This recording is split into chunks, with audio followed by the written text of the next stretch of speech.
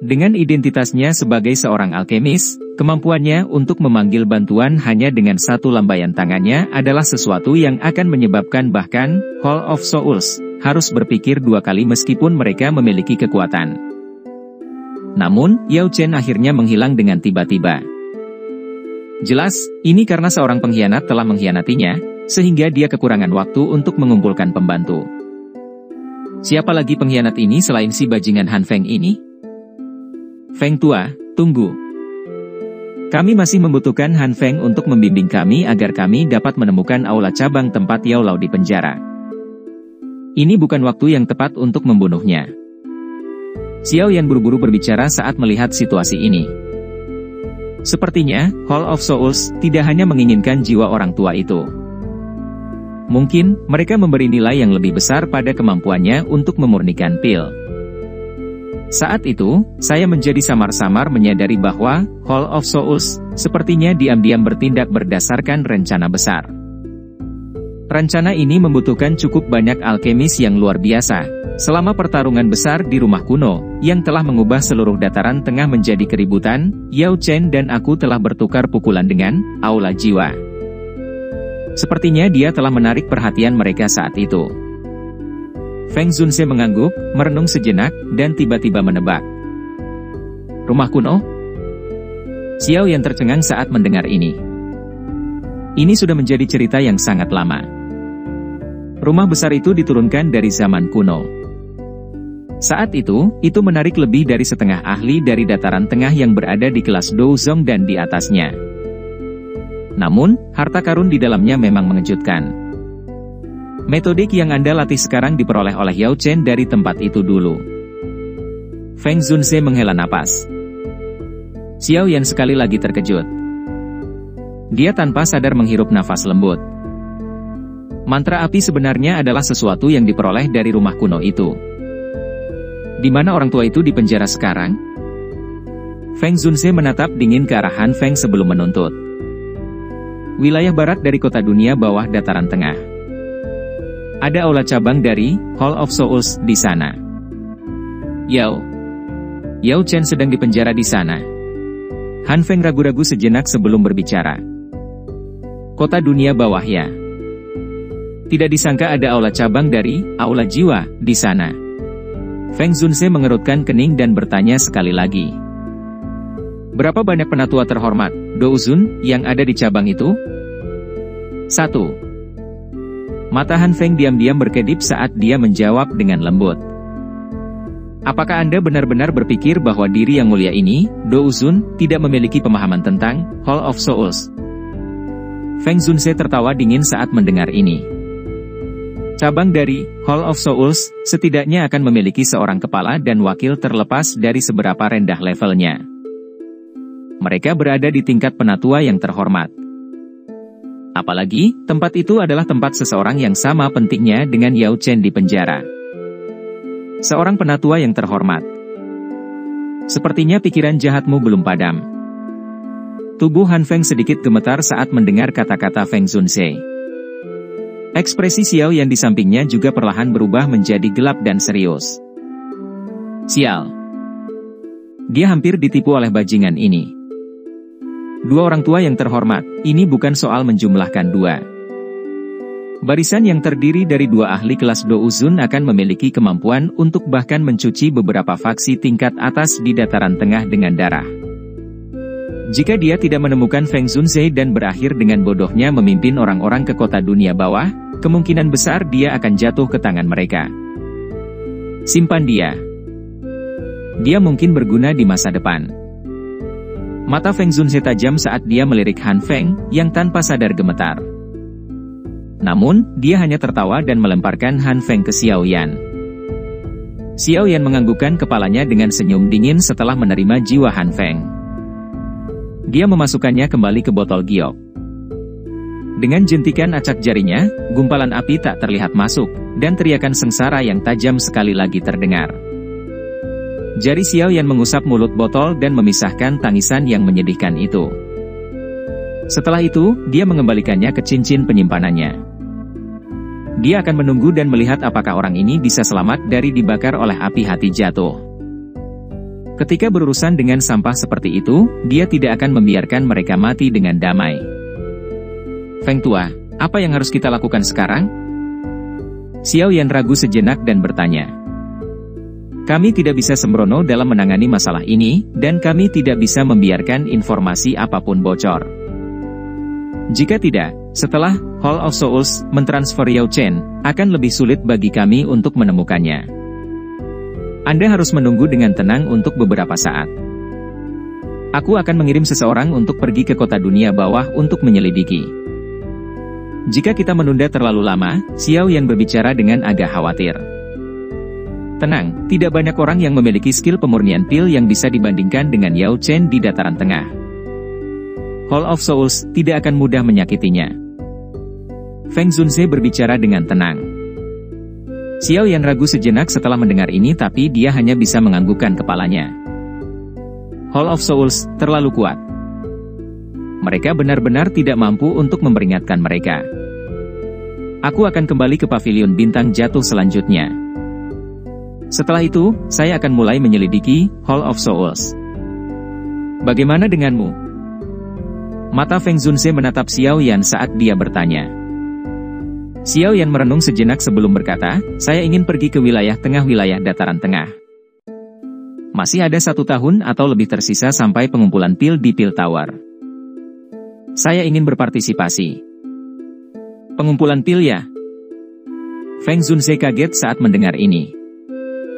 Dia segera tersenyum dan berkata, ini juga tidak buruk. Saat itu, orang tua Yao Chen itu berhasil mendapatkan tempat juara di pengumpulan pil itu. Dia sangat mulia. Sebagai muridnya, Anda tentu tidak boleh menurunkan reputasinya. Selain itu, menurut apa yang saya tahu, 10 besar dalam pengumpulan pil ini tampaknya bisa mendapatkan hak untuk menundukkan 3.000 api pembakar. Mungkin ini memiliki daya tarik yang fatal bagi Anda. Feng Zunze tidak mengatakan apa-apa lagi setelah melihat bahwa Xiao Yan telah mengambil keputusan. Dia merenung sejenak sebelum mengeluarkan sepotong giok tua dari cincin penyimpanannya.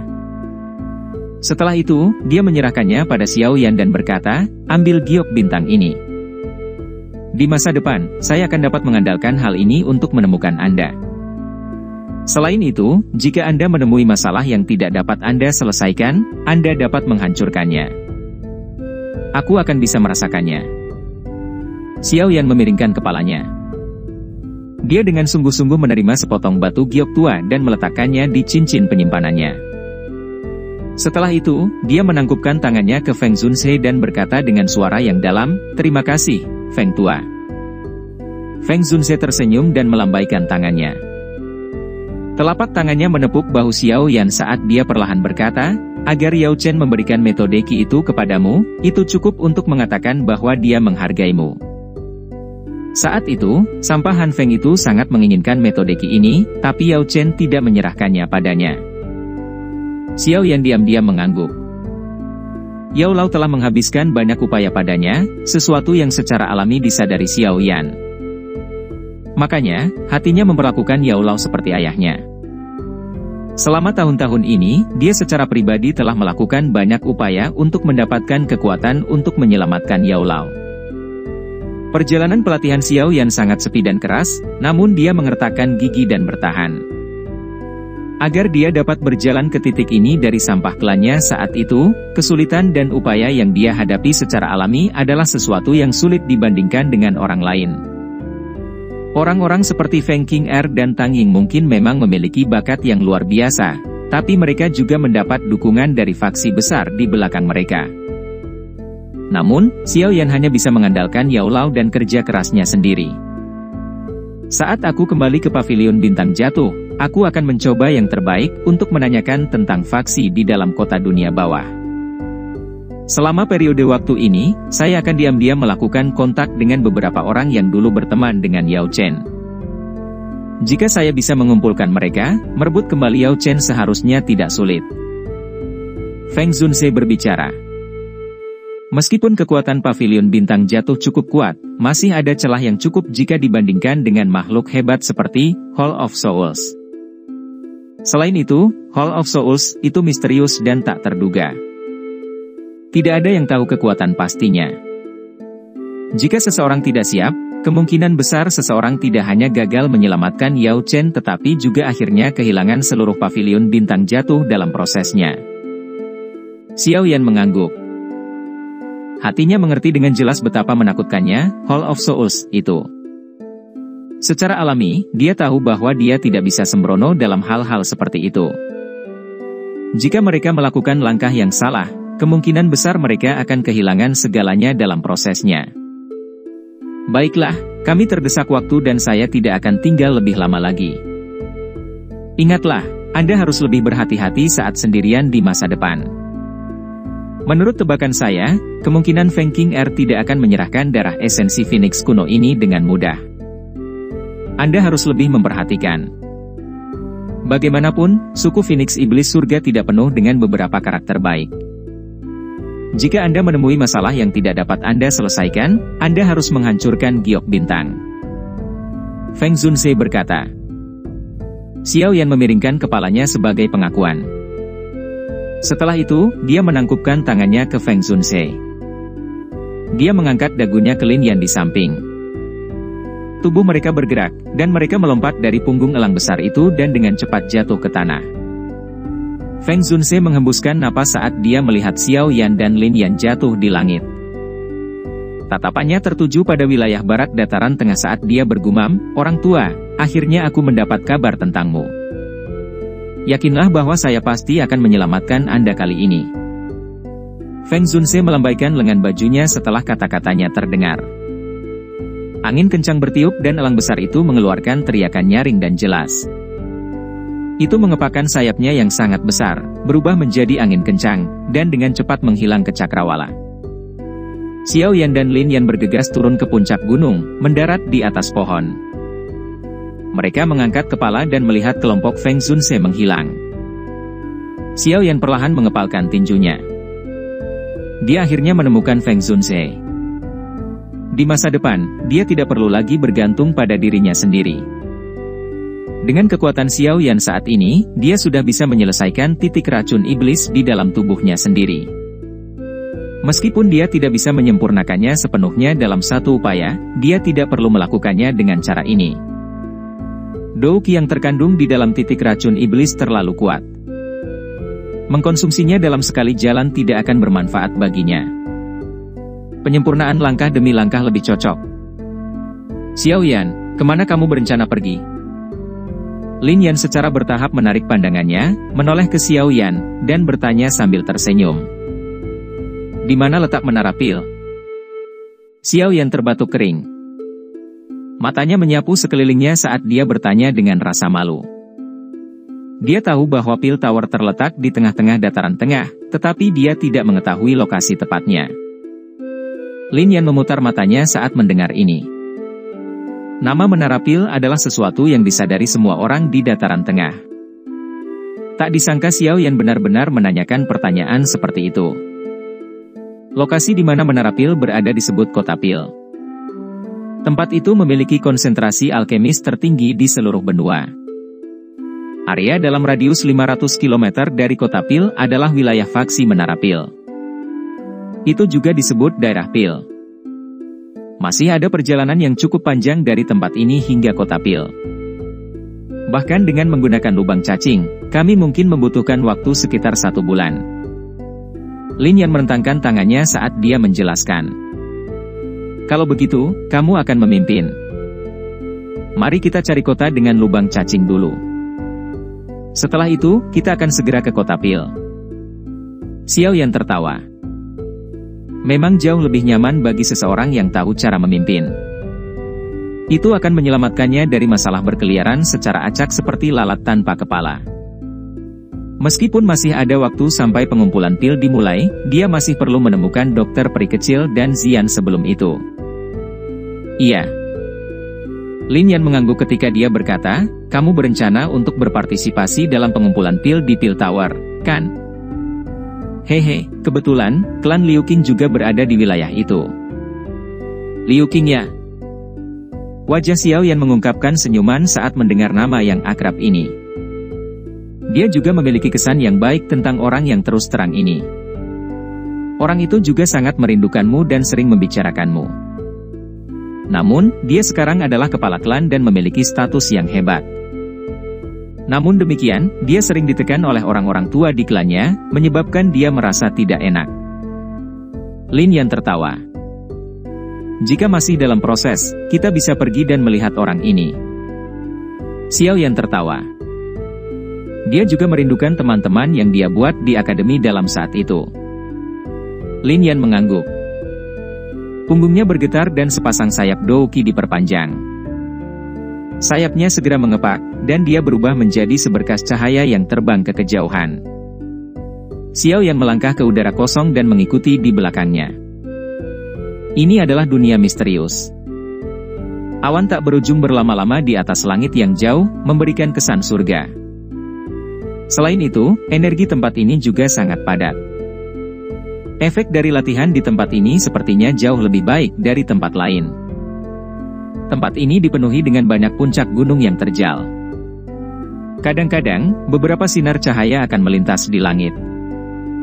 Aura kuat samar yang merembes keluar dari puncak kemungkinan akan menarik cukup banyak mata jika itu berada di tempat lain. Puncak gunung yang sangat curam terletak di bawah awan dan kabut. Puncak gunung itu seperti pedang besar yang menembus awan.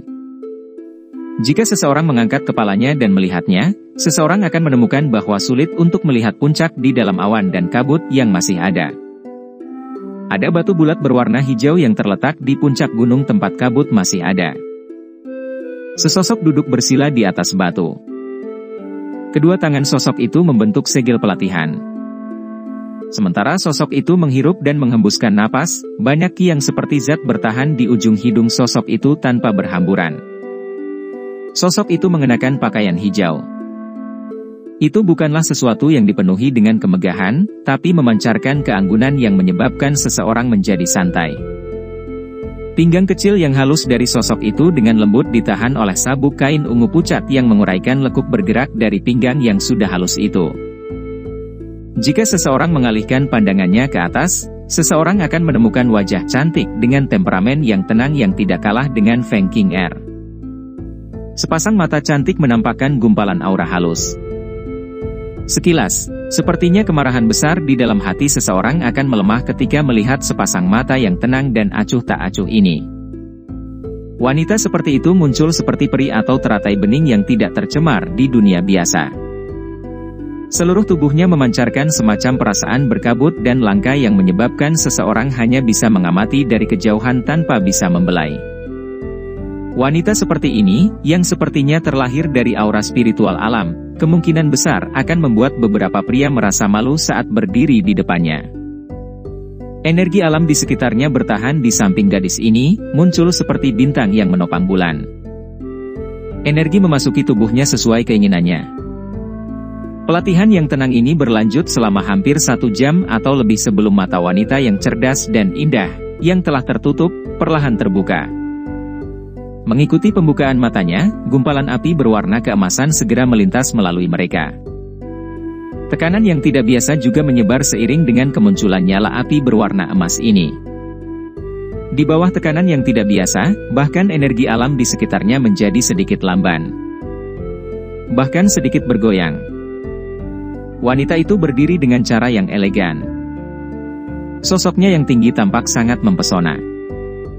Dia menoleh sedikit, melirik ke belakang, dan sedikit menyeringai. Dia berkata, "Ling Tua, tunjukkan dirimu." Senyuman seketika itu memiliki semacam keindahan yang luar biasa. Bahkan alam di sekitarnya menjadi sedikit lebih cerah karenanya. Bayangan di belakang wanita itu mulai bergerak perlahan setelah kata-kata wanita itu terdengar. Segera, itu berubah menjadi sosok tua. Dia dengan hormat membungkuk padanya saat dia tertawa, persepsi nona muda benar-benar menjadi semakin menakutkan. "Saya baru saja tiba, namun saya sudah ditemukan."